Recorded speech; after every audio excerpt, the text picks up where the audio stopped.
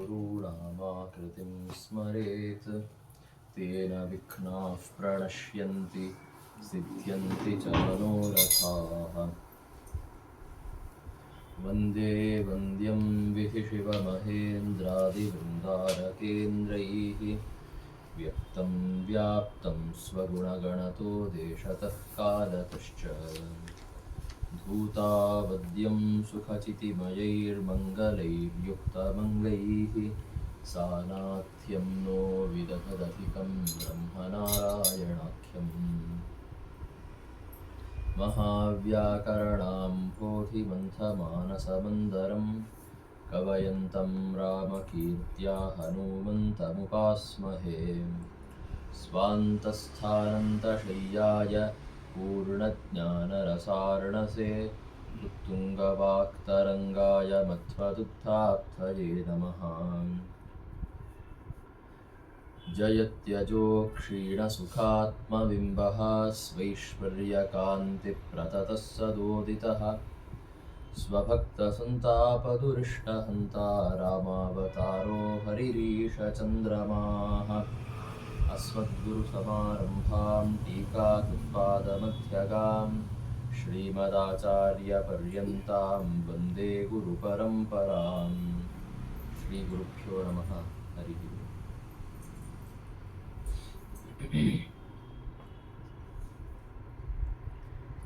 ಶ್ರೀರಾಮದೇವರು ಜನಕ ಮಹಾರಾಜನ ಪಣದ ಪ್ರಕಾರ ಶಿವಧನುಸ್ಸನ್ನ ಭಂಗ ಮಾಡಿದ ಮೇಲೆ ಎಲ್ಲರೂ ನಿಶ್ಚಯ ಮಾಡಿಕೊಂಡಿದ್ದಾರೆ. ವಿಶ್ವಾಮಿತ್ರರು, ಜನಕ ಮಹಾರಾಜ ಎಲ್ಲರೂ ನಿಶ್ಚಯ ಮಾಡಿಕೊಂಡರು, ರಾಮದೇವರ ಮತ್ತು ಸೀತಾದೇವಿಯ ವಿವಾಹ ಇನ್ನು ಆಗಬೇಕು ಅಂತ. ಅದಕ್ಕಾಗಿ ಆ ಮಹಾರಾಜ ದೂತರನ್ನ ಕೊಟ್ಟು ಕಳಿಸ್ತಾನೆ ಅಯೋಧ್ಯ ಪಟ್ಟಣಕ್ಕೆ. ಮಿಥಿಲಾ ಪಟ್ಟಣದಿಂದ ಅಯೋಧ್ಯೆಗೆ ಬರುವಷ್ಟರಲ್ಲಿ 3 ರಾತ್ರಿಗಳು ಕಳೆದಿದ್ದು. 3ನೇ ರಾತ್ರಿಯ ಕೊನೆಯ ಭಾಗದಲ್ಲಿ ಆ ದೂತರು ಅಯೋಧ್ಯ ಪಟ್ಟಣಕ್ಕೆ ಸೇರಿದರು. ಅವರು ಬಂದು ವಿಶ್ರಾಂತಿಯನ್ನ ಪಡೆದುಕೊಂಡು ಪ್ರಭಾತ ಕಾಲದಲ್ಲಿ ದಶರಥ ಮಹಾರಾಜನಿಗೆ ಈ ಸಂದೇಶವನ್ನ ತಲುಪಿಸ್ತಾರೆ. ಏನಂತ ಸಂದೇಶ ಅಂತಂದ್ರೆ, ಉರ್ವ್ಯಾಂ ಸರ್ವೇ ಸಮಾಸಾದ್ಯ ಚಾಪಂ ವೀರಾ ವೃಥಾ ಗತಾಃ ರಾಮೋ ರಾಜೀವನಯನಃ ಕೋದಂಡಂ ಸಮಖಂಡಯತ್. ಯಾವ ಒಂದು ಧನುಸ್ಸನ್ನ ಎತ್ತುವ ಪ್ರಯತ್ನವನ್ನ ಮಾಡಿ ಜಗತ್ತಿನ ಎಲ್ಲ ವೀರರು ವೃಥಾಗತಾಃ ಅಂದ್ರೆ ಅಸಫಲರಾಗಿ ಹೊರಟೋದ್ರು, ಅಂತಹ ಧನುಸ್ಸನ್ನ, ಅಂತಹ ಕೋದಂಡವನ್ನ ರಾಮದೇವರು ಅಖಂಡಯತ್ ಮುರಿದು ಹಾಕಿದ್ದಾರೆ. ಸೀತಾದೇವಿಯೂ ಸಹ ರಾಮದೇವರಲ್ಲಿ ಅನುರಕ್ತಳಾಗಿದ್ದಾಳೆ. ಆದ್ದರಿಂದಲೇ ನಿಮ್ಮನ್ನ ಅಂದ್ರೆ ದಶರಥ ಮಹಾರಾಜರನ್ನ ಆಮಂತ್ರಣ ಕೊಟ್ಟು ಬರ ಹೇಳಿದ್ದಾರೆ. ಯಾರು ಅಂತಂದ್ರೆ ವಿಶ್ವಾಮಿತ್ರರು. ವಿಶ್ವಾಮಿತ್ರ ಭವನ್ ಮಿತ್ರಂ ಭವಂತಂ ಸಂಪ್ರತೀಕ್ಷತೆ. ವಿಶ್ವಾಮಿತ್ರ ಮಹರ್ಷಿಗಳು ಮಿಥಿಲಾ ಪಟ್ಟಣದಲ್ಲಿ ನಿಮಗಾಗಿ ಅಂತ ಕಾಯ್ತಾ ಇದ್ದಾರೆ. ಹೀಗಾಗಿ ವಿವಾಹಾಯ ಸಮಾಯಾಹಿ, ನಿಮ್ಮ ಮಗನ ವಿವಾಹಕ್ಕಾಗಿ ನಿಮ್ಮ ಎಲ್ಲ ಬಾಂಧವರನ್ನ ಕರೆದುಕೊಂಡು ನೀವು ಬರಬೇಕು ಅಂತ ದಶರಥ ಮಹಾರಾಜರಲ್ಲಿ ಪ್ರಾರ್ಥನೆಯನ್ನ ಮಾಡಿದ್ರು ಆ ದೂತರು. ದಶರಥನಿಗೆ ತುಂಬಾ ಸಂತೋಷ ಆಯಿತು. ಆ ದೂತರಿಗೆ ಸಾಕಷ್ಟು ಉಡುಗೊರೆಗಳನ್ನ ಕೊಟ್ಟು, ಅವರಿಗೆ ಧನವನ್ನ ಕೊಟ್ಟು ಮತ್ತೆ ಮಿಥಿಲಾ ಪಟ್ಟಣಕ್ಕೆ ಕಳಿಸಿದ್ದಾನೆ. ಅನಂತರದಲ್ಲಿ ವಸಿಷ್ಠರ ಮುಂದೆ ಮತ್ತೆ ತನ್ನ ಮಂತ್ರಿಗಳ ಮುಂದೆ ಈ ವಿಷಯವನ್ನ ಚರ್ಚೆ ಮಾಡಿದ. ತನ್ನ ಚತುರಂಗಿಣಿ ಸೈನ್ಯವನ್ನ ಸಿದ್ಧಪಡಿಸಿಕೊಂಡಿದ್ದಾನೆ.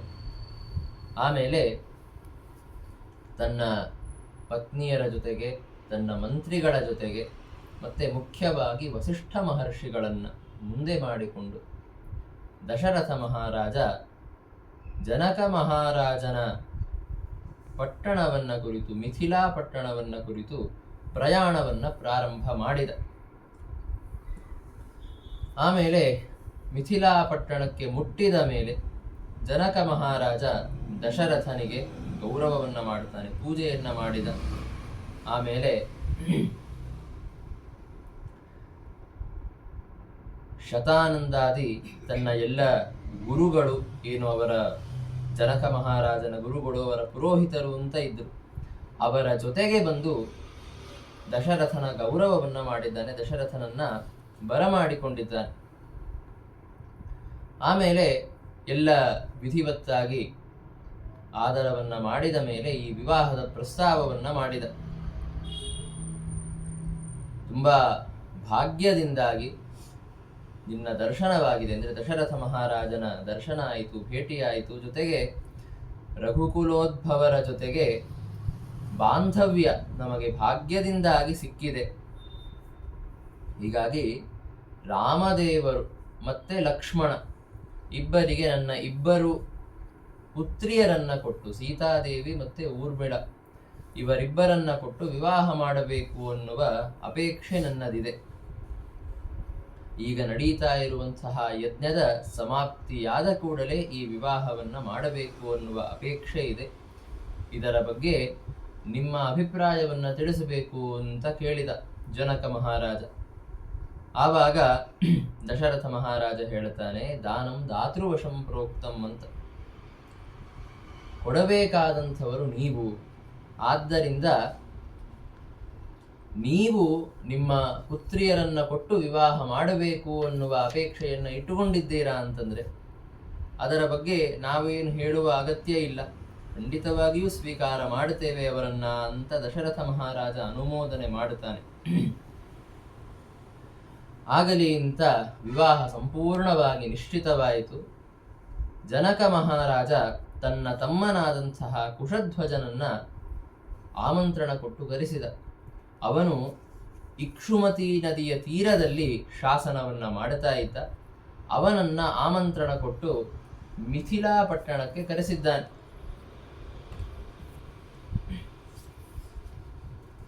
ಆಮೇಲೆ ವಿವಾಹದಕ್ಕಿಂತ ಮೊದಲಿಗೆ ಕುಲಧರ್ಮವನ್ನ ಇಬ್ಬರೂ ಪುರೋಹಿತರು ಆಚರಣೆ ಮಾಡಬೇಕಾದರೆ ತಮ್ಮ ತಮ್ಮ ರಾಜವಂಶಗಳನ್ನು ವರ್ಣನೆ ಮಾಡುತ್ತಾರೆ. ವಸಿಷ್ಠರು ಇಕ್ಷ್ವಾಕು ವಂಶವನ್ನ ವರ್ಣನೆ ಮಾಡಿದರು. ಇಕ್ಷ್ವಾಕು ಮಹಾರಾಜ, ಮಾಂಧಾತ, ಸಗರ, ಅಂಬರೀಷ ಇತ್ಯಾದಿ ದೊಡ್ಡ ದೊಡ್ಡ ರಾಜರಿಂದ ಕೂಡಿದಂತಹ ಆ ವಂಶವನ್ನ ವಸಿಷ್ಠರು ವರ್ಣನೆ ಮಾಡಿದರು. ಮತ್ತೆ ಶತಾನಂದ ಮಹರ್ಷಿಗಳು ಜನಕನ ವಂಶವನ್ನ ವರ್ಣನೆ ಮಾಡುತ್ತಾರೆ. ಹೀಗೆ ವಂಶಗಳನ್ನು ವರ್ಣನೆ ಮಾಡಿದ ಮೇಲೆ ಅಂತಹ ವಂಶಗಳಲ್ಲಿ ಹುಟ್ಟಿದ ವಧೂವರರ ವಿವಾಹದಕ್ಕಿಂತ ಮೊದಲು ವಾಗ್ದಾನವನ್ನ ಮಾಡಿದ್ದಾನೆ ಜನಕ ಮಹಾರಾಜ. ಅದೇ ಸಂದರ್ಭದಲ್ಲಿ ವಿಶ್ವಾಮಿತ್ರರು ಮತ್ತೆ ವಸಿಷ್ಠರು ಕೇಳಿದರಂತೆ. ಯಾರನ್ನ? ಜನಕ ಮಹಾರಾಜನನ್ನ ಕೇಳಿದರಂತೆ. ನಿನ್ನ ತಮ್ಮನಾದಂತಹ ಕುಶಧ್ವಜ ಇದ್ದಾನೆ, ಅವನಿಗೂ ಇಬ್ಬರು ಪುತ್ರಿಯರಿದ್ದಾರೆ. ಅವರಿಬ್ಬರ ವಿವಾಹ ದಶರಥನ ಇನ್ನಿಬ್ಬರು ಮಕ್ಕಳ ಜೊತೆಗೆ, ಅಂದರೆ ಭರತ ಮತ್ತು ಶತ್ರುಘ್ನರ ಜೊತೆಗೆ ಆಗಲಿ ಅಂತ ವಸಿಷ್ಠರು ಮತ್ತೆ ವಿಶ್ವಾಮಿತ್ರರು ಜನಕನಿಗೆ ಹೇಳಿದರು.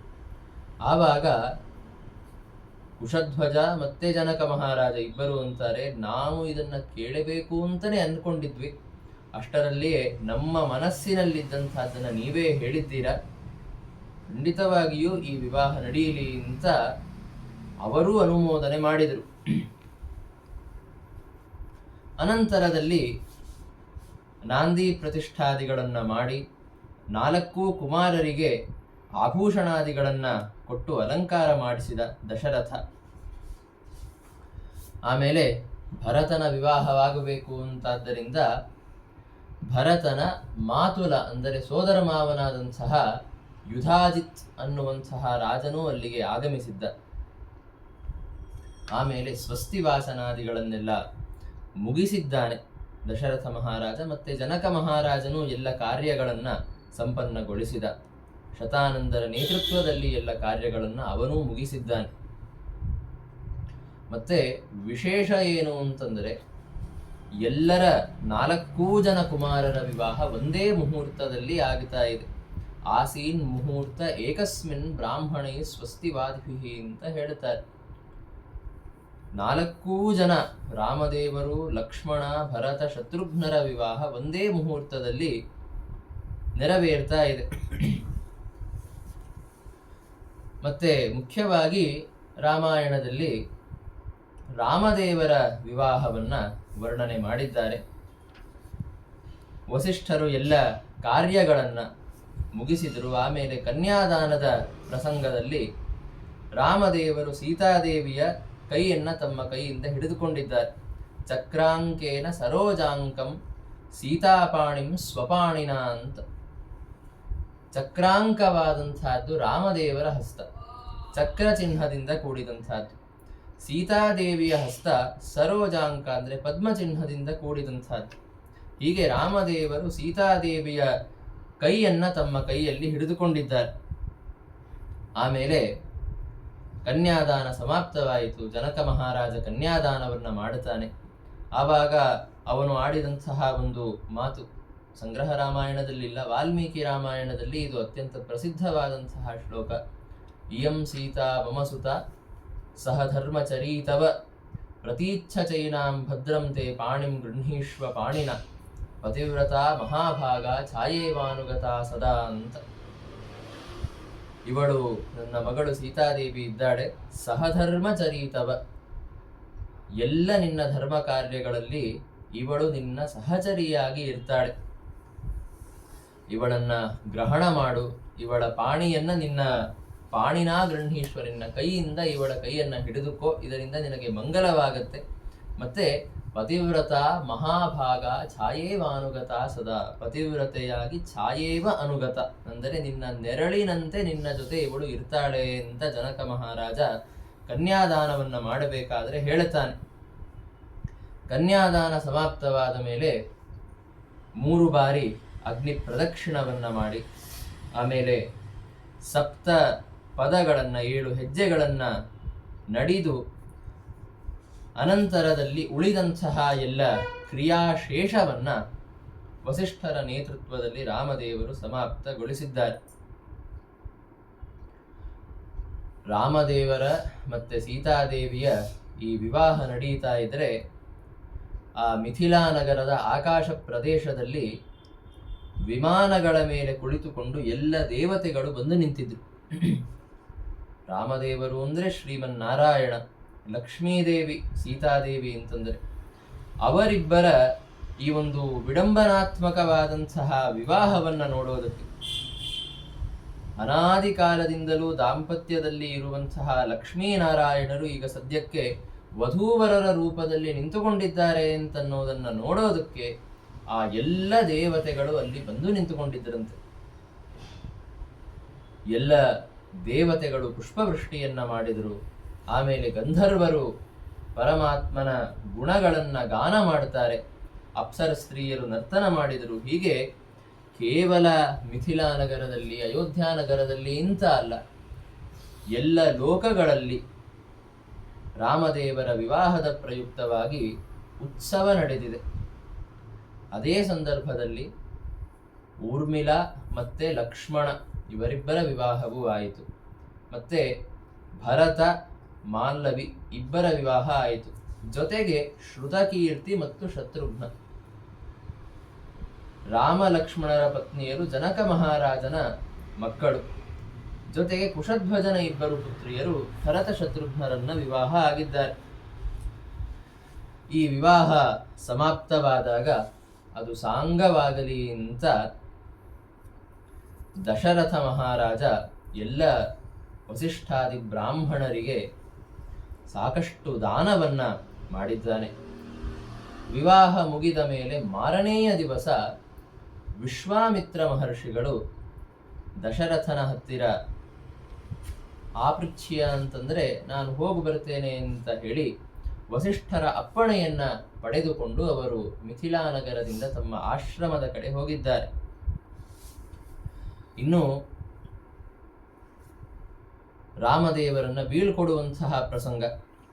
ಜನಕ ಮಹಾರಾಜ ಸಾಕಷ್ಟು ವಸ್ತ್ರಗಳನ್ನ, ಆಭರಣಗಳನ್ನ, ಗೋವುಗಳನ್ನ ದಾಸದಾಸಿಯರನ್ನ ರಾಮದೇವರ ಜೊತೆಗೆ ಕೊಟ್ಟು ಕಳಿಸಿದ್ದಾನೆ.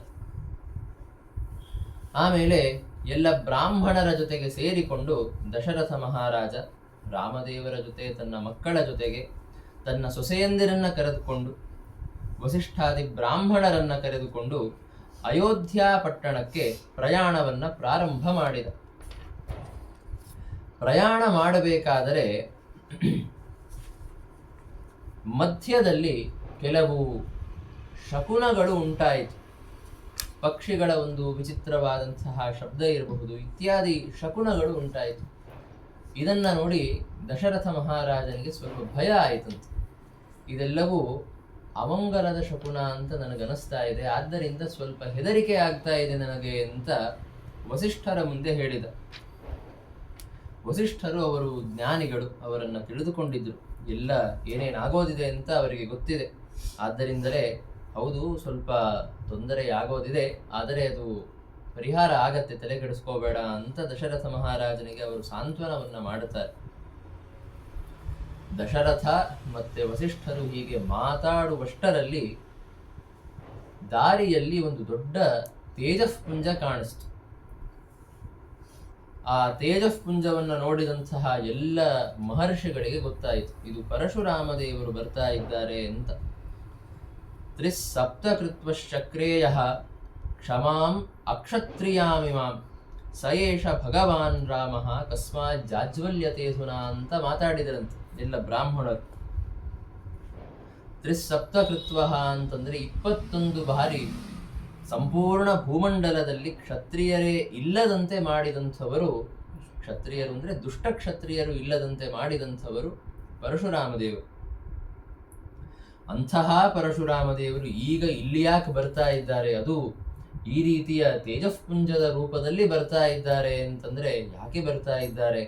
ಜೊತೆಗೆ ಸುಮ್ಮನೆ ಬರ್ತಾ ಇಲ್ಲ, ತಮ್ಮ ಕೈಯಲ್ಲಿ ಕುಠಾರವನ್ನ, ಧನುಸ್ಸನ್ನ, ಬಾಣಗಳನ್ನ ಹಿಡಿದುಕೊಂಡು ಬರ್ತಾ ಇದ್ದಾರೆ. ಈಗ ಯಾರನ್ನ ಸಂಹಾರ ಮಾಡೋದಕ್ಕೆ ಬರ್ತಾ ಇದ್ದಾರೋ, ಯಾರನ್ನ ಸುಡೋದಕ್ಕೆ ಬರ್ತಾ ಇದ್ದಾರೋ ಗೊತ್ತಿಲ್ಲ ಅಂತ ಅಲ್ಲಿ ನೆರೆದಂತಹ ಋಷಿಗಳು ಮಾತಾಡ್ತಾ ಇದ್ದಾರೆ. ಅವರು ಹತ್ತಿರ ಬಂದ ಕೂಡಲೇ ಮೊದಲಿಗೆ ವಸಿಷ್ಠಾದಿ ಎಲ್ಲ ಋಷಿಗಳು ಹೋಗಿ ಪ್ರಾರ್ಥನೆ ಮಾಡಿದ್ರಂತೆ. ಜಾಮದಗ್ನಿಯ ಪ್ರಸೀದೇತ್, ಜಾಮದಗ್ನಿ ಅಂದ್ರೆ ಜಮದಗ್ನಿ ಮಹರ್ಷಿಗಳ ಪುತ್ರರಾದಂತಹ ಪರಶುರಾಮರನ್ನ ಸಂಬೋಧನ ಮಾಡಿ ಪ್ರಸನ್ನರಾಗಿರಿ, ನಿಮ್ಮ ಕ್ರೋಧವನ್ನ ಬಿಡಿ ಅಂತ ಅವರು ಪ್ರಾರ್ಥನೆ ಮಾಡಿದರು. ಆದರೆ ಅವರು ಅದರ ಕಡೆ ಗಮನವನ್ನ ಕೊಡದೆ ರಾಮದೇವರ ಹತ್ತಿರ ಬರ್ತಾರೆ. ರಾಮದೇವರ ಹತ್ತಿರ ಬಂದು ತಾವು ಬಂದ ಉದ್ದೇಶವನ್ನ ಹೇಳಿದರು. ಏನು ಉದ್ದೇಶ ಅಂತಂದ್ರೆ ಮೊದಲೊಂದು ವೃತ್ತಾಂತವನ್ನ ಹೇಳುತ್ತಾರೆ ಅವರು. 2 ಚಾಪರತ್ನೆ ಅಂದ್ರೆ ಅತ್ಯದ್ಭುತವಾದಂತಹ ಧನುಸ್ಸುಗಳಿದ್ದಾವೆ. ವಿಶ್ವಕರ್ಮನಿಂದ ನಿರ್ಮಾಣ ಮಾಡಲ್ಪಟ್ಟಂತಹ 2 ಧನುಸ್ಸುಗಳು. ಅದರಲ್ಲಿ ಒಂದು ಧನುಸ್ಸನ್ನ ರುದ್ರದೇವರು ತೆಗೆದುಕೊಂಡ್ರು, ಮತ್ತೆ ಇನ್ನೊಂದು ಧನುಸ್ಸನ್ನ ಶ್ರೀಮನ್ನಾರಾಯಣ ತೆಗೆದುಕೊಂಡ್ರು.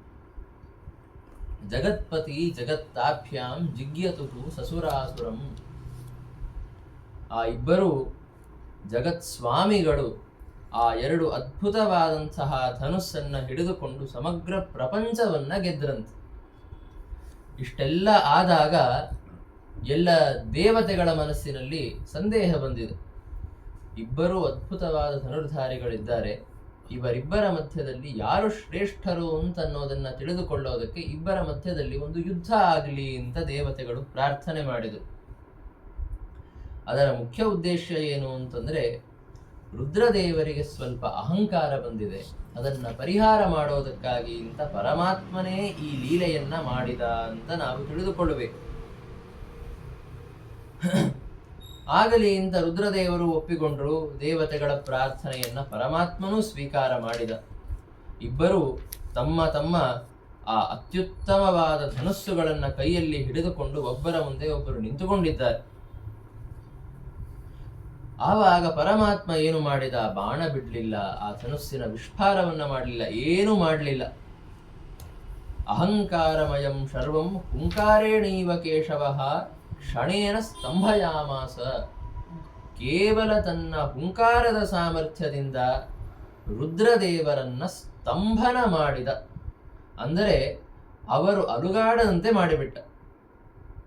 ಕೇವಲ ತನ್ನ ಹುಂಕಾರದ ಸಾಮರ್ಥ್ಯದಿಂದ ಪರಮಾತ್ಮ ಮಾಡಿದ. ಇದನ್ನ ನೋಡಿ ಎಲ್ಲರಿಗೂ ಗೊತ್ತಾಯಿತು, ಇಲ್ಲ, ಪರಮಾತ್ಮನೇ ಶ್ರೇಷ್ಠನಾಗಿದ್ದಾನೆ. ಕೇವಲ ಧನುರ್ಧರನ ರೂಪದಲ್ಲಿ ಅಲ್ಲ, ಒಟ್ಟಾರೆ ಶ್ರೀಮನ್ನಾರಾಯಣ ರುದ್ರದೇವರಿಗಿಂತಲೂ ಶ್ರೇಷ್ಠನಾಗಿದ್ದಾನೆ ಅಂತ ಗೊತ್ತಾಯಿತು. ಎಲ್ಲ ಬ್ರಹ್ಮಾದಿ ದೇವತೆಗಳು ಪರಮಾತ್ಮನ ಸ್ತೋತ್ರವನ್ನ ಮಾಡಿದರು ಅಂತ ಒಂದು ವೃತ್ತಾಂತ. ಆ 2 ಧನುಸ್ಸುಗಳಿಗೆ ಸಂಬಂಧಪಟ್ಟಂತಹ ವೃತ್ತಾಂತ. ಆ 2 ಧನುಸ್ಸುಗಳ ಮಧ್ಯದಲ್ಲಿ ರುದ್ರದೇವರ ಧನುಸ್ಸೇನಿತ್ತು ಅದು ಜನಕ ಮಹಾರಾಜನ ಹತ್ತಿರ ಇದ್ದದ್ದು. ಅವನು ತಪಸ್ಸನ್ನ ಮಾಡಿ ಆ ಧನುಸ್ಸನ್ನ ಪಡೆದುಕೊಂಡಿದ್ದ. ಈಗ ಆ ಧನುಸ್ಸನ್ನ ನೀನು ಮುರಿದಿದ್ದೀಯಾ ಅಂದರೆ ರಾಮದೇವರು ಮುರಿದಿದ್ದಾರೆ ಅಂತ ಪರಶುರಾಮದೇವರು ಹೇಳುತ್ತಾರೆ. ನೀನು ಆ ಧನುಸ್ಸನ್ನ ಮುರಿದಾಗಿದೆ. ಆದ್ದರಿಂದ ನಾನು ಈ ಇನ್ನೊಂದು ಧನುಸ್ಸು ಅಂದರೆ ವಿಷ್ಣು ಹಿಡಿದುಕೊಂಡಂತಹ ಧನುಸ್ಸೇನಿದೆ ಅದನ್ನ ತೆಗೆದುಕೊಂಡು ಬಂದಿದ್ದೇನೆ. ಧನುಹು ಯದನ್ಯತ್ ಹರಿಹಸ್ತ ಯೋಗ್ಯಂ ತತ್ ಕಾರ್ಮುಕಾತ್ ಕೋಟಿ ಗುಣಂ ಪುನಶ್ಚ ಅಂತ ತಾತ್ಪರ್ಯ ನಿರ್ಣಯದಲ್ಲಿ ಹೇಳುತ್ತಾರೆ. ಈ ಧನುಸ್ಸೇನಿದೆಯಲ್ಲ ಅಂದರೆ ಪರಶುರಾಮ ದೇವರ ಕೈಯಲ್ಲಿದ್ದ ಧನುಸ್ಸೇನಿದೆಯಲ್ಲ ಅದು ಪರಮಾತ್ಮ ಹಿಡಿದುಕೊಂಡಂತಹ ಧನುಸ್ಸು. ಹರಿಹಸ್ತ ಯೋಗ್ಯಂ, ದೇವರ ಹಸ್ತಕ್ಕೆ ಯೋಗ್ಯವಾದಂತಹ ಧನುಸ್ಸು. ತತ್ ಕಾರ್ಮುಕಾತ್ ಕೋಟಿ ಗುಣಂ ಪುನಶ್ಚ ಅಂದರೆ ಈ ಯಾವ ಧನುಸ್ಸನ್ನು ನೀನು ಈಗ ತಾನೇ ಮುರಿದು ಬಂದಿದ್ದೀಯಲ್ಲ ಶಿವಧನುಸ್ಸು, ಅದಕ್ಕಿಂತಲೂ ಕೋಟಿ ಪಟ್ಟು ಭಾರವಾದಂತಹದ್ದು, ಕೋಟಿ ಪಟ್ಟು ಇನ್ನೂ ಹೆಚ್ಚು ತೇಜಸ್ವಿಯಾದಂತಹ ಧನುಸ್ಸು ಈ ವೈಷ್ಣವ ಧನುಸ್ಸು. ಒಂದು ಪಕ್ಷ ಈ ಧನುಸ್ಸನ್ನ ನೀನು ಎತ್ತಿ ಇದನ್ನ ಸಜ್ಜಗೊಳಿಸಿದರೆ ಆವಾಗ ನೀನು ನನ್ನಷ್ಟೇ ಶೂರನಾಗಿದ್ದೀಯಾ ಅಂತ ನಾನು ಒಪ್ಪಿಕೊಳ್ಳುತ್ತೇನೆ ಅಂತ ಪರಶುರಾಮದೇವರು ಹೇಳುತ್ತಾರೆ. ರಾಮದೇವರ ಮುಂದೆ ಅವರಿನ್ನೂ ಸಣ್ಣವರು ಅಂತನ್ನುವ ಭಾವನೆಯಲ್ಲಿಯೇ ಇದ್ದ ದಶರಥ ಮಹಾರಾಜ. ಇಷ್ಟು ದೊಡ್ಡ ಸವಾಲನ್ನ ಪರಶುರಾಮದೇವರು ಇಟ್ಟಿದ್ದಾರೆ ಅಂತಾದಾಗ ಅವನಿಗೆ ಭಯವಾಗಿ ಅವನು ಬಂದು ಪ್ರಾರ್ಥನೆ ಮಾಡುತ್ತಾನೆ ಪರಶುರಾಮದೇವರಲ್ಲಿ. ನನ್ನ ಮಗ ಇನ್ನೂ ಸಣ್ಣವನು, ಈಗ ತಾನೇ ನೂತನವಾಗಿ ಅವನ ವಿವಾಹ ಆಗಿದೆ, ಆದ್ದರಿಂದ ನನ್ನ ಮಕ್ಕಳನ್ನ ಬಿಟ್ಟುಬಿಡಿ, ನನ್ನ ಎಲ್ಲ ಆಯುಧಗಳನ್ನ ಕೆಳಗಿಟ್ಟು ನಾನು ಪುತ್ರ ಭಿಕ್ಷೆಯನ್ನ ಬೇಡುತ್ತೇನೆ ಅಂತ ದಶರಥ ಮಹಾರಾಜ ಪರಶುರಾಮದೇವರ ಮುಂದೆ ಶರಣಾಗತನಾಗಿದ್ದಾನೆ. ಆವಾಗ ಪರಶುರಾಮದೇವರಂತಾರೆ, ನಾನು ನಿನ್ನ ಎಲ್ಲ ಮಕ್ಕಳಿಗೆ ಏನು ಮಾಡೋದಕ್ಕೆ ಬಂದಿಲ್ಲ. ನಿನ್ನ 3 ಜನ ಮಕ್ಕಳು ಲಕ್ಷ್ಮಣ, ಭರತ, ಶತ್ರುಘ್ನ ಅವರು ಸುರಕ್ಷಿತವಾಗಿ ನಿನ್ನ ಜೊತೆಗೇ ಇರ್ತಾರೆ. ನಾನು ರಾಮನನ್ನ ಪರೀಕ್ಷೆ ಮಾಡಬೇಕಾಗಿದೆ. ರಾಮ ನನ್ನಷ್ಟು ವೀರ ಹೌದೋ ಅಲ್ಲೋ ಅನ್ನೋದನ್ನು ನೋಡಬೇಕಾಗಿದೆ. ಆದ್ದರಿಂದ ನೀನು ನಿನ್ನ ಮಕ್ಕಳ ಬಗ್ಗೆ ತಲೆ ಕೆಡಿಸ್ಕೋಬೇಡ, ನಾನು ಕೇವಲ ರಾಮನನ್ನಷ್ಟೇ ಪರೀಕ್ಷೆ ಮಾಡೋದಕ್ಕೆ ಬಂದಿದ್ದು ಅಂತ ಪರಶುರಾಮ ದೇವರು ಹೇಳಿದ್ರಂತೆ. ಇನ್ನು ದಶರಥ ಮಹಾರಾಜನಿಗೆ ಏನು ಹೇಳಲಿಕ್ಕಾಗಲಿಲ್ಲ.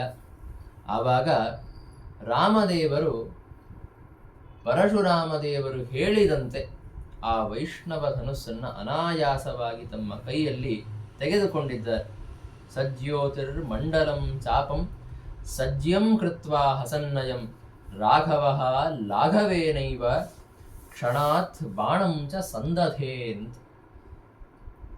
ಜ್ಯೋತಿರ್ಮಂಡಲದಿಂದ ಕೂಡಿದಂತಹ ಆ ಧನುಸ್ಸನ್ನ ಕ್ಷಣ ಮಾತ್ರದಲ್ಲಿ ಎತ್ತಿಕೊಂಡು ಹಸನ್ ಅಯಂ ಸಜ್ಜಂ ಕೃತ್ವ ನಗನಗ್ತಾ ಅದನ್ನ ಸಜ್ಯ ಅಂತಂದ್ರೆ ಜ್ಯಾ ಅಂತಂದ್ರೆ ಬಿಲ್ಲಿಗೆ ಕಟ್ಟುವಂತಹ ಹಗ್ಗ, ಸಜ್ಯ ಅಂದರೆ ಆ ಹಗ್ಗದಿಂದ ಕೂಡಿದ್ದನ್ನಾಗಿ ಮಾಡಿದರು ಅಂತ. ಅಂದರೆ ಆ ಬಿಲ್ಲಿಗೆ ಹಗ್ಗವನ್ನ ಕಟ್ಟಿ ಸಿದ್ಧಪಡಿಸಿದರು. ಆಮೇಲೆ ರಾಘವ ಲಾಘವೇನೈವ ಬಾಣಂಚ ಸಂದತೆ, ಅತ್ಯಂತ ಅನಾಯಾಸವಾಗಿ ಆ ಬಿಲ್ಲಿನಲ್ಲಿ ಬಾಣವನ್ನು ಹೂಡಿದ್ದಾರೆ. ಆ ಬಾಣವನ್ನ ಹೂಡಿ ಪರಶುರಾಮ ದೇವರ ಕಡೆ ಆ ಬಾಣವನ್ನ ಹಿಡಿದಾಗ ಪರಶುರಾಮ ದೇವರು, ಇದೆಲ್ಲವೂ ದೇವರ 2 ರೂಪಗಳ ಮಧ್ಯೆ ನಡೀತಾ ಇರುವಂತಹ ಲೀಲಾ ಮಾತ್ರ. ಅವರು ಹೇಳಿದರಂತೆ, ಏನಂತ, ಈ ಬಾಣವನ್ನ ನನ್ನ ಮೇಲೆ ಪ್ರಯೋಗ ಮಾಡು ಅಂತ. ಪ್ರಯೋಗ ಮಾಡಿದ್ರಿಂದ ಏನಾಗತ್ತೆ? ಪರಶುರಾಮ ದೇವರಿಗಂತೂ ಏನು ತೊಂದರೆ ಆಗೋದಿಲ್ಲ. ಆದರೆ ಒಬ್ಬ ಅಸುರನಿದ್ದಾನೆ, ಅವನ ಸಂಹಾರವಾಗತ್ತೆ.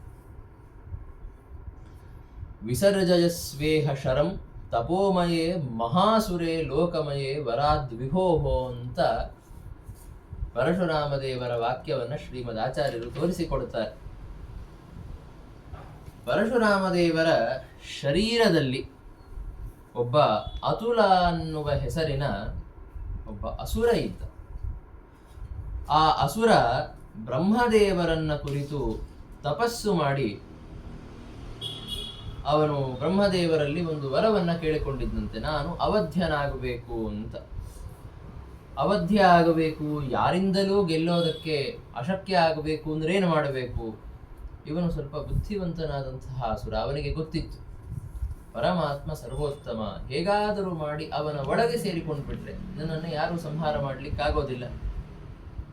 ಹೀಗಾಗಿ ನಾನು ದೇವರ ಒಳಗೆ ಸೇರಿಕೊಳ್ಳಬೇಕು ಅಂತ ಕೇಳಿಕೊಂಡಿದ್ದ.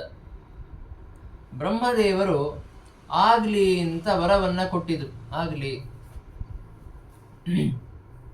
ನೀನು ದೇವರ ಶರೀರದಲ್ಲಿಯೇ ವಾಸ ಮಾಡು, ಮತ್ತೆ ನಿನ್ನ ವಧ ಆಗಬೇಕು ಅಂತಂದ್ರೆ ದೇವರು ಪರಾಜಿತ ಆಗಬೇಕು, ದೇವರು ಸೋತರೆ ನಿನ್ನ ವಧ ಆಗತ್ತೆ.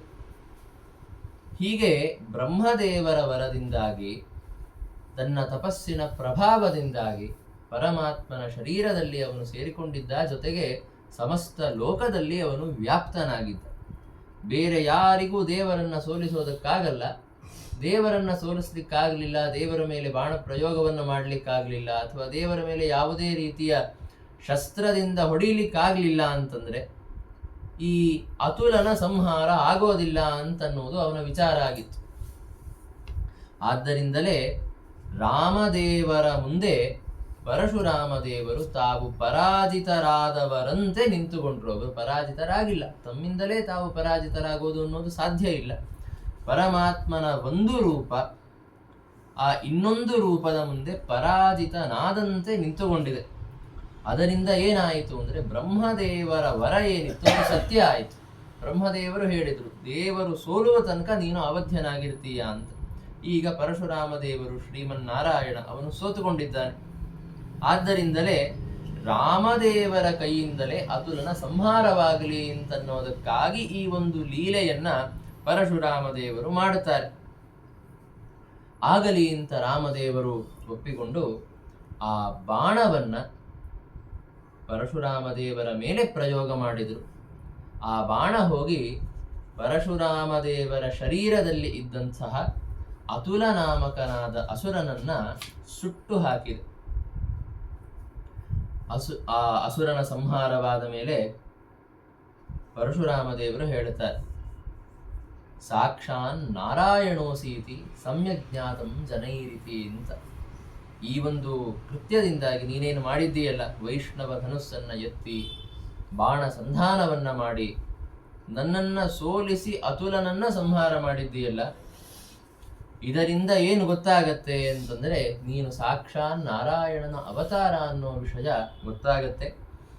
ಎಲ್ಲ ಜನರೂ ಅದನ್ನ ತಿಳಿದುಕೊಂಡಿದ್ದಾರೆ ಅಂತ ಹೇಳಿ ಅನಂತರದಲ್ಲಿ ರಾಮದೇವರಿಗೆ ಪ್ರದಕ್ಷಿಣವನ್ನ ಮಾಡಿ ಅವರ ಜೊತೆಗೆ ಏಕೀಭೂಯ ಅಂದ್ರೆ ಅವರಲ್ಲೇ ಅಂತರ್ಭಾವ ಆಗ್ಬಿಟ್ರು ಅಂತ ಅರ್ಥ ಅಲ್ಲ. ಅವರನ್ನ ಆಲಿಂಗನ ಮಾಡಿಕೊಂಡು ಅನಂತರದಲ್ಲಿ ಅವರು ಮಾಹೇಂದ್ರ ಪರ್ವತವನ್ನ ಕುರಿತು ಪರಶುರಾಮ ದೇವರು ಹೋಗಿದ್ದಾರೆ. ಮತ್ತೆ ಇಲ್ಲಿಯೂ ಎಲ್ಲ ದೇವತೆಗಳು ಬಂದಿದ್ರು. ದೇವತೆಗಳು ಶ್ರೀಮನ್ನಾರಾಯಣನ ಇಂತಹ ಅದ್ಭುತವಾದ ಯಾವ ಲೀಲೆಗಳನ್ನು ಮಿಸ್ ಮಾಡೋದಿಲ್ಲ. ಅವರು ಮತ್ತೆ ಎಲ್ಲರೂ ಬಂದು ನಿಂತುಕೊಂಡು, ಬ್ರಹ್ಮಾದಿ ದೇವತೆಗಳು ನಿಂತುಕೊಂಡು ಆ ಎಲ್ಲ ಲೀಲೆಯನ್ನ ನೋಡಿ ಪುಷ್ಪವೃಷ್ಟಿಯನ್ನ ಮಾಡುತ್ತಾರೆ. ದಶರಥ ಮಹಾರಾಜ ತುಂಬಾ ಚಿಂತೆಯಲ್ಲಿದ್ದ. ಪರಶುರಾಮ ದೇವರು ಏನು ಮಾಡುತ್ತಾರೋ ಗೊತ್ತಿಲ್ಲ ಅನ್ನುವ ಒಂದು ಹೆದರಿಕೆಯಲ್ಲಿದ್ದ. ಆದರೆ ಅವರು ರಾಮದೇವರಿಗೆ ಪ್ರದಕ್ಷಿಣವನ್ನ ಮಾಡಿ ಮತ್ತೆ ಅವರನ್ನು ಆಲಿಂಗನ ಮಾಡಿಕೊಂಡು ಹೋಗುತ್ತಾ ಇರೋದನ್ನು ನೋಡಿ ಅವನಿಗೆ ತುಂಬಾ ಸಂತೋಷ ಆಯಿತು. ಅನಂತರದಲ್ಲಿ ಮತ್ತೆ ಎಲ್ಲ ತನ್ನ ಪರಿವಾರದಿಂದ ಕೂಡಿಕೊಂಡು ತನ್ನ ಮಕ್ಕಳನ್ನ, ವಸಿಷ್ಠಾದಿ ಮಹರ್ಷಿಗಳನ್ನ ಕರೆದುಕೊಂಡು ಅವನು ಅಯೋಧ್ಯ ಪಟ್ಟಣಕ್ಕೆ ಆಗಮಿಸಿದ್ದಾನೆ. ಅಯೋಧ್ಯೆಯಲ್ಲಿ ಬರಬೇಕಾದರೆ ಎಲ್ಲ ಪ್ರಜೆಗಳು ಪುಷ್ಪವೃಷ್ಟಿಯನ್ನ ಪರಮಾತ್ಮನ ಮೇಲೆ ಮಾಡಿದರಂತೆ. ಆಮೇಲೆ ಮಂಗಲ ಸೂಕ್ತಗಳನ್ನು ಹೇಳ್ತಾ ಇರುವಂತಹ ಬ್ರಾಹ್ಮಣರ ಜೊತೆಗೆ ಕೂಡಿಕೊಂಡು ತನ್ನ ಅಂತಃಪುರದಲ್ಲಿ ಪ್ರವೇಶ ಮಾಡಿದ ದಶರಥ ಮಹಾರಾಜ. ಹೀಗೆ ರಾಮದೇವರ ವಿವಾಹ ಸಂಪನ್ನವಾಯಿತು. ರಾಮದೇವರ ವಿವಾಹ ಆದ ಮೇಲೆ ಸುಮಾರು 12 ವರ್ಷಗಳ ಕಾಲ ಸೀತಾದೇವಿ ಮತ್ತೆ ರಾಮದೇವರು ಅಯೋಧ್ಯೆಯಲ್ಲಿ ವಾಸ ಮಾಡಿದರು. ರಾಮದೇವರ ಮತ್ತೆ ಸೀತಾದೇವಿಯ ದಾಂಪತ್ಯದ ಬಗ್ಗೆ ನಿಜವಾದ ಒಂದು ವಿಷಯವನ್ನ, ವಾಸ್ತವಿಕವಾದ ಅಂಶವನ್ನ ತಿಳಿದುಕೊಳ್ಳಬೇಕು ಅಂತಂದ್ರೆ ಅವರಿಬ್ಬರು ಲಕ್ಷ್ಮೀನಾರಾಯಣರು ಅಂತಾದ್ದರಿಂದ ಅನಾದಿ ಕಾಲದಿಂದಲೂ ದಂಪತಿಗಳಾಗಿದ್ದಾರೆ. ಮತ್ತೆ ತನ್ನ ಭಕ್ತಾಗ್ರೇಸರಳಾದಂತಹ ಲಕ್ಷ್ಮೀದೇವಿಯ ಬಗ್ಗೆ ಪರಮಾತ್ಮನಿಗೆ ನಿರತಿಶಯವಾದ ಪ್ರೀತಿ ಇದೆ. ಇದೆಲ್ಲವೂ ಸರಿ. ಆದರೆ ಲೋಕ ಶಿಕ್ಷಣಾರ್ಥವಾಗಿ ಅಂತ ಪರಮಾತ್ಮ ಅವತಾರವನ್ನ ಮಾಡಿದ್ದಾನೆ. ಮನುಷ್ಯರಂತೆ ವಿಡಂಬನೆಯನ್ನ ಮಾಡುತ್ತಾ ಇದ್ದಾನೆ. ಆದ್ದರಿಂದ ಆ ವಿಡಂಬನೆಯನ್ನ ಮಾಡಬೇಕಾದರೆ ಈ ದಾಂಪತ್ಯದ ಪ್ರಾರಂಭದಲ್ಲಿ ಪರಮಾತ್ಮ ಏನು ತೋರಿಸಿದ, ಸೀತಾದೇವಿಯ ಬಗ್ಗೆ ನನಗೆ ಯಾಕೆ ಪ್ರೇಮ ಇದೆ ಅಂತ ತೋರಿಸಿದ ಅಂತನ್ನೋದನ್ನ ವಾಲ್ಮೀಕಿ ರಾಮಾಯಣದಲ್ಲಿ ತುಂಬಾ ಸುಂದರವಾಗಿ ವರ್ಣನೆ ಮಾಡುತ್ತಾರೆ. ಪ್ರಿಯಾತು ಸೀತಾ ರಾಮಸ್ಯ ದಾರಾಫ್ ಪಿತೃಕೃತ ಇತಿ ಗುಣಾತ್ ರೂಪಗುಣಾಚ್ಚಾಪಿ ಪ್ರೀತಿ ಭೂಯೋಭಿವರ್ಧತೆ ಅಂತ. ರಾಮದೇವರಿಗೆ ಸೀತಾದೇವಿ ಯಾಕೆ ಪ್ರಿಯಳಾಗಿದ್ಳು ಅಂತಂದ್ರೆ ದಾರಾಫ್ ಪಿತೃಕೃತ ಇತಿ, ನಮ್ಮ ತಂದೆ ತಾಯಿಯರು, ಗುರು ಹಿರಿಯರು ಅವರು ಒಪ್ಪಿಕೊಂಡು ನನ್ನ ಜೊತೆಗೆ ವಿವಾಹವನ್ನ ಮಾಡಿಸಿದ್ದಾರೆ.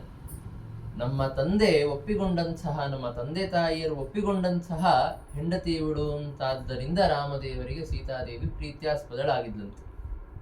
ಅಂದರೆ ಸೀತಾದೇವಿಯ ಮೇಲೆ ಪ್ರೀತಿ ಹುಟ್ಟುವುದಕ್ಕೆ ಮೊದಲನೆಯ ಕಾರಣ ಇದು. ಅನಂತರದಲ್ಲಿ ಅವಳಲ್ಲಿ ಇದ್ದಂತಹ ಒಳ್ಳೆ ಸ್ವಭಾವ, ಶೀಲ ಇತ್ಯಾದಿ ಗುಣಗಳಿಂದಾಗಿ, ಕೊನೆಗೆ ಹೋಗಿ ರೂಪಗುಣದಿಂದಾಗಿ, ಸೀತಾದೇವಿ ತುಂಬಾ ಸುಂದರಳಾಗಿದ್ಲು ಅಂತನ್ನೋ ಕಾರಣದಿಂದಾಗಿ ಆ ರೂಪಗುಣವೂ ಒಂದು ಕಾರಣವಾಯಿತು. ಅದರಿಂದಾಗಿ ಪ್ರೀತಿ ಭೂಯಃ ಅಭಿವರ್ಧತೆ, ಇನ್ನು ಹೆಚ್ಚಾಗಿ ಬೆಳೆಯಿತು ಅಂತ. ಅಂದರೆ ಪ್ರೀತ್ಯಾಸ್ಪದರಾಗುವುದಕ್ಕೆ ಮೊದಲನೇ ಕಾರಣ ಯಾವುದು ಅಂತಂದ್ರೆ ನಮ್ಮ ತಂದೆ ತಾಯಿಯರು ಒಪ್ಪಿಕೊಂಡು ವಿವಾಹ ಮಾಡಿಸಿದ್ದಾರೆ, ಆದ್ದರಿಂದ ಪ್ರೀತ್ಯಾಸ್ಪದಳು. ಜೊತೆಗೆ ಅವಳು ಗುಣವಂತಳಾಗಿದ್ದಾಳೆ, ಜೊತೆಗೆ ಸುರೂಪಳಾಗಿದ್ದಾಳೆ ಅಂತಾದ್ದರಿಂದ ಪ್ರೀತಿ ಅಭಿವೃದ್ಧ ಆಯಿತು ಅಂತ ವಾಲ್ಮೀಕಿ ರಾಮಾಯಣದಲ್ಲಿ ಹೇಳುತ್ತಾರೆ. ಇದರಿಂದ ನಾವು ಶಿಕ್ಷಣ ಪಡೆಯೋದು ತುಂಬಾ ಇದೆ. ಹೀಗೆ ರಾಮದೇವರು ಮತ್ತೆ ಸೀತಾದೇವಿ ಅಯೋಧ್ಯ ಪಟ್ಟಣದಲ್ಲಿ ವಾಸ ಮಾಡುತ್ತಾರೆ. ಯಾವ ರೀತಿ ಲಕ್ಷ್ಮೀನಾರಾಯಣರು ಶ್ವೇತದ್ವೀಪದಲ್ಲಿ ವಿಹಾರ ಮಾಡುತ್ತಾರೆ, ಹಾಗೆ ಅಯೋಧ್ಯ ಪಟ್ಟಣದಲ್ಲಿ ಸೀತಾದೇವಿ ಮತ್ತೆ ರಾಮದೇವರು ವಿಹಾರವನ್ನ ಮಾಡಿದರು ಅಂತ ವರ್ಣನೆಯನ್ನು ನಾವು ಕಾಣುತ್ತೇವೆ. ಇಲ್ಲಿ ಕೆಲವು ವಿಷಯಗಳನ್ನು ನಾವು ತಿಳಿದುಕೊಳ್ಳೋದಿದೆ.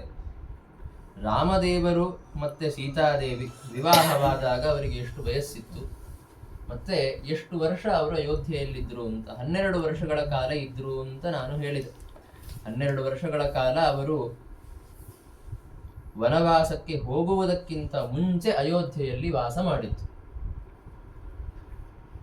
ಎಲ್ಲಿಯೂ ಈ ಎಷ್ಟು ವಯಸ್ಸಿತ್ತು ಇತ್ಯಾದಿ ಅಂಶಗಳನ್ನ ಹೇಳಿರೋದಿಲ್ಲ.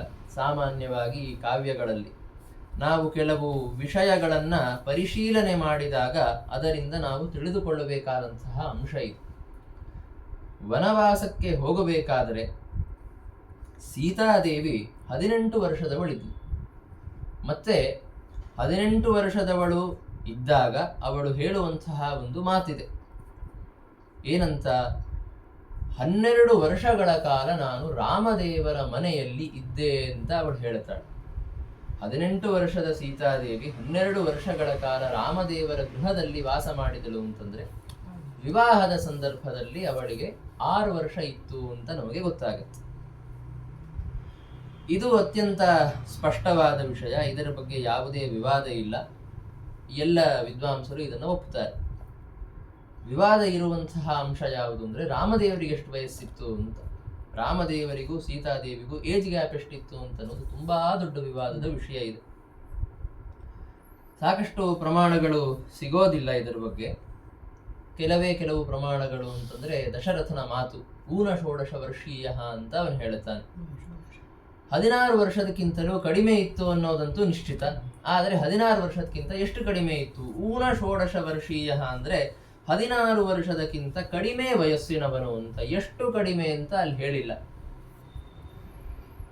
ಅಲ್ಲಿ ಎರಡು ಮತಭೇದ ಇದೆ.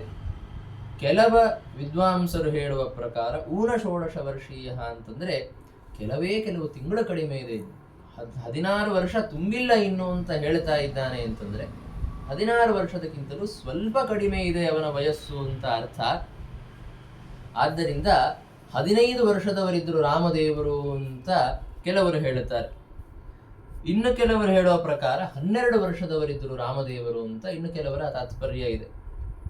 12 ವರ್ಷ ಅಂತ ನಿಮಗೆ ಗೊತ್ತಾಯಿತು ಅಂದ್ರೆ ಊನಷೋಡಶ ವರ್ಷೀಯ ಅಂತ ಹೇಳಿದರೆ 16 ವರ್ಷ ಪಾದೋನ ಅಂತ ಇಟ್ಟುಕೊಂಡ್ರೆ 12 ವರ್ಷ ಸಿಗತ್ತೆ. 16 ವರ್ಷದಲ್ಲಿ 4 ಕಾಲು ಭಾಗಗಳನ್ನು ಮಾಡಿಕೊಂಡ್ರೆ 4 ವರ್ಷಗಳ 4 ಭಾಗ ಸಿಗತ್ತೆ.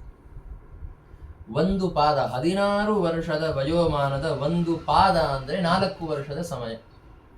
ಹೀಗಾಗಿ ಊನಷೋಡಶ ವರ್ಷೀಯ ಅಂದ್ರೆ 16 ವರ್ಷದಕ್ಕಿಂತ 4 ವರ್ಷ ಕಮ್ಮಿ ವಯಸ್ಸಿತ್ತು ರಾಮದೇವರಿಗೆ ಅಂತ ಗೊತ್ತಾಗತ್ತೆ ಅಂತ ಕೆಲವರ ಅಭಿಪ್ರಾಯ.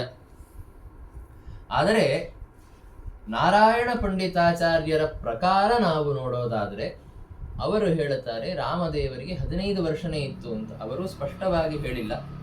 ಆದರೆ ರಾಜ್ಯಾಭಿಷೇಕದ ಕಾಲದಲ್ಲಿ ದಶರಥ ಮಹಾರಾಜ ಮತ್ತು ರಾಮದೇವರ ಮಧ್ಯೆ ನಡೆದಂತಹ ವಾರ್ತಾಲಾಪದಿಂದ ಈ ವಿಷಯ ಸ್ಪಷ್ಟವಾಗುತ್ತೆ. ದಶರಥ ಮಹಾರಾಜ ಹೇಳುತ್ತಾನೆ ನಿನಗೆ ಇನ್ನು 28 ವರ್ಷ ಅಂದ್ರೆ 27-28 ವರ್ಷದ ಮಧ್ಯದಲ್ಲಿ ರಾಮದೇವರಿಗೆ ಆವಾಗ ವಯಸ್ಸಿತ್ತು. ಅದನ್ನ ದಶರಥ ಮಹಾರಾಜನು ಹೇಳಿದ್ದಾನೆ. ಜೊತೆಗೆ ಕೌಸಲ್ಯಾದೇವಿ ಹೇಳಬೇಕಾದರೂ ಈ ವಿಷಯವನ್ನ ಹೇಳುತ್ತಾಳೆ. 27 ವರ್ಷಗಳ ಕಾಲ ನಾನು ನಿನ್ನ ರಾಜ್ಯಾಭಿಷೇಕಕ್ಕಾಗಿ ಕಾದಿದ್ದೇನೆ ಅಂತ ಕೌಸಲ್ಯಾದೇವಿ ಹೇಳಿದ ಮಾತು ಬರುತ್ತೆ. ಇದೆಲ್ಲವನ್ನ ನೋಡಿದಾಗ ವನವಾಸದ ಸಂದರ್ಭದಲ್ಲಿ ರಾಮದೇವರಿಗೆ 27-28 ವಯಸ್ಸಿತ್ತು ಅಂತ ಗೊತ್ತಾಗತ್ತೆ. ಅದರ ಮೇಲೆ ನಾವು ಸೀತಾದೇವಿ ಹೇಳಿದಂತಹ ಒಂದು ಕಾಲಮಾನವನ್ನ ವಿಚಾರ ಮಾಡಿದರೆ ಸೀತಾದೇವಿ ಮತ್ತೆ ರಾಮದೇವರು 12 ವರ್ಷ ವಿವಾಹವಾದ ಮೇಲೆ ಅಯೋಧ್ಯ ಪಟ್ಟಣದಲ್ಲಿ ಇದ್ರು. ಅಂದ್ರೆ ವನವಾಸಕ್ಕೆ ಹೋಗುವ ಕಾಲ ಮತ್ತು ವಿವಾಹದ ಕಾಲದ ಮಧ್ಯದಲ್ಲಿ 12 ವರ್ಷದ ವ್ಯತ್ಯಾಸ ಇದೆ.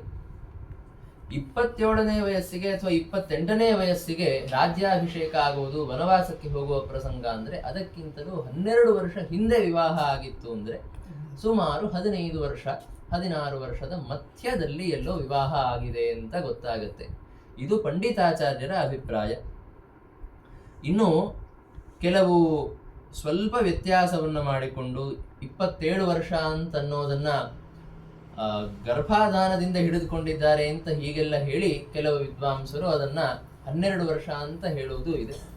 ಒಟ್ಟಾರೆ ಮುಖ್ಯವಾಗಿ ರಾಮದೇವರಿಗೆ 15 ವರ್ಷ ಇರುತ್ತೆ, 15 ವರ್ಷ ವಿವಾಹದ ಸಂದರ್ಭದಲ್ಲಿ ಇತ್ತು ಅನ್ನೋದೇ ಪ್ರಸಿದ್ಧವಾದ ಮತ. ಒಟ್ಟಾರೆ 6 ವರ್ಷದ ಸೀತಾದೇವಿ ಮತ್ತೆ 15 ವರ್ಷದ ರಾಮದೇವರ ಮಧ್ಯದಲ್ಲಿ ಈ ವಿವಾಹ ನಡೆದದ್ದು ಅಂತ ನಾವು ತಿಳಿದುಕೊಳ್ಳಬೇಕು. ಹೀಗೆ ವಿವಾಹದ ಅನಂತರದಲ್ಲಿ 12 ವರ್ಷಗಳ ಕಾಲ ಒಟ್ಟಾರೆ ಅಯೋಧ್ಯ ಪಟ್ಟಣದಲ್ಲಿ ಅವರಿಬ್ಬರು ವಾಸ ಮಾಡಿದ್ದಾರೆ. ಅನಂತರದಲ್ಲಿ ದಶರಥ ಮಹಾರಾಜ ರಾಮದೇವರ ರಾಜ್ಯಾಭಿಷೇಕದ ಬಗ್ಗೆ ವಿಚಾರವನ್ನ ಮಾಡಿದ. ಮೊದಲಿಗೆ ಯುವರಾಜ ಪಟ್ಟದಲ್ಲಿ ಅವರನ್ನು ಕೂಡಿಸಿದ, ಅನಂತರದಲ್ಲಿ ರಾಜ್ಯಾಭಿಷೇಕದ ಬಗ್ಗೆ ವಿಚಾರವನ್ನ ಮಾಡಿದ. ಆ ಎಲ್ಲ ಕಥೆಗಳು ರಾಜ್ಯಾಭಿಷೇಕವನ್ನ ಮಾಡಬೇಕು ಅನ್ನುವ ವಿಚಾರವನ್ನ ನಾನು ಮಾಡುತ್ತಾ ಇದ್ದೇನೆ. ಅಂದರೆ ಸದ್ಯಕ್ಕೆ ಯುವರಾಜನ ಪಟ್ಟದಲ್ಲಿ ಕೂಡಿಸಿ ಅವನ ಮೇಲೆ ಎಲ್ಲ ಕಾರ್ಯಭಾರವನ್ನ ಹಾಕಿ ನಾನು ಮುಂದಿನ ಆಧ್ಯಾತ್ಮಿಕ ಸಾಧನೆಯಲ್ಲಿ ತೊಡಗಬೇಕು ಅಂತ ಇದ್ದೇನೆ ಅಂತ ದಶರಥ ಮಹಾರಾಜ ಹೇಳಿದಾಗ ಯಾವ ರೀತಿ ಜನ ಅದನ್ನ ಪ್ರಶಂಸೆ ಮಾಡುತ್ತಾರೆ ಅದೆಲ್ಲವೂ ಮುಂದಿನ ಅಯೋಧ್ಯಾಕಾಂಡದಲ್ಲಿ ವರ್ಣಿತವಾಗಿದೆ. ಅದನ್ನ ರಾಮಚಾರಿತ್ರ್ಯ ಮಂಜರಿಯಲ್ಲಿ ರಾಘವೇಂದ್ರ ಶ್ರೀಚರಣರು ಸಂಗ್ರಹ ಮಾಡುತ್ತಾರೆ. ಮೊದಲಿಗೆ ಪರಶುರಾಮ ದೇವರ ಪ್ರಸಂಗವನ್ನ ಅವರು ಸಂಗ್ರಹ ಮಾಡುತ್ತಾರೆ. ಆಯನ್ ರಾಮ ಸಭಾರ್ಯ, ತನ್ನ ಹೆಂಡತಿಯ ಜೊತೆಗೆ, ತನ್ನ ಪತ್ನಿಯಾದಂತಹ ಸೀತಾದೇವಿಯ ಜೊತೆಗೆ ರಾಮದೇವರು ಬರಬೇಕಾದರೆ ಅಧ್ವನಿ ನಿಜ ಸಹಜೈಹಿ ಭಾರ್ಗವೇಶ್ವಾಸ ರೂಪಾತ್ ತದ್ಗಂ ಹತ್ವಾ ಸುರಾರಿಂ ಅಂತ, ತನ್ನ ಪತ್ನಿ ಮತ್ತೆ ತನ್ನ ಸಹಜರ ಜೊತೆಗೆ ಅಂದ್ರೆ ತನ್ನ ಅಣ್ಣ ತಮ್ಮಂದಿರ ಜೊತೆಗೆ ಬರಬೇಕಾದರೆ ದಾರಿಯಲ್ಲಿ ಭಾರ್ಗವ ಅಂದ್ರೆ ಪರಶುರಾಮ ದೇವರು, ಅವರ ಇಶ್ವಾಸ, ಇಶು ಅಂದರೆ ಬಾಣ, ಅದನ್ನು ಇಡುವಂತಹದ್ದು, ಅದನ್ನು ಹೂಡುವುದಕ್ಕೆ ಬಳಸುವಂತಹ ಉಪಕರಣ ಬಿಲ್ಲು. ಆದ್ದರಿಂದ ಇಶ್ವಾಸ ಅಂದರೆ ಬಿಲ್ಲು ಅಂತ ಅರ್ಥ. ಅದನ್ನ ಆರೋಪಣ ಮಾಡಿ ಅಂದರೆ ಅದಕ್ಕೆ ಹಗ್ಗ ಕಟ್ಟಿ ಅದನ್ನ ಸಿದ್ಧಪಡಿಸಿದ್ರಿಂದ ತದ್ಗಂ ಹತ್ವಾ ಸುರಾರಿಂ, ತದ್ಗಂ ಅಂದರೆ ಪರಶುರಾಮ ದೇವರಲ್ಲಿ ಇದ್ದಂತಹ ಅತುಲ ಅನ್ನುವಂತಹ ಸುರಾರಿಂ ಅಂದರೆ ಅಸುರನನ್ನ ಸಂಹಾರ ಮಾಡಿ ಪುರಗಹ ತಮ್ಮ ಅಯೋಧ್ಯ ಪಟ್ಟಣಕ್ಕೆ ಬಂದಿದ್ದಾರೆ. ನುತಃ ತಾಪಸೈಹಿ ಭೂಪಪುಷ್ಪೈಹಿ, ಎಲ್ಲ ತಪಸ್ವಿಗಳು ಮತ್ತೆ ಅಲ್ಲಿದ್ದಂತಹ ಜನರಿಂದ